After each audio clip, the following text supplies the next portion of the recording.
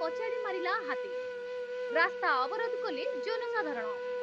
Hindol forest ranger କଚାଡ଼ି ମାରିଲା ଦନ୍ତା ହାତୀ। 2 ଦିନରେ ଚାଲିଗଲା 2 ଜଣଙ୍କ ଜୀବନ।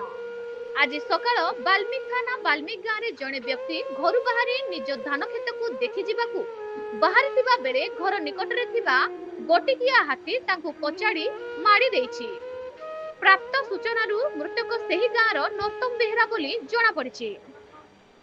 ସେହିଭଳି ଗତକାଲି ନିମବାହାଲି ନିକଟରେ ଜଣେ ନାଳକୂପ ଖୋଳିଥିବାକୁ ଆନ୍ଧ୍ରପ୍ରଦେଶରୁ ଆସିଥିବା କର୍ମଚାରୀଙ୍କୁ ମଧ୍ୟ ହାତୀ କଚାଡ଼ି ମାରି ଦେଇଥିଲା।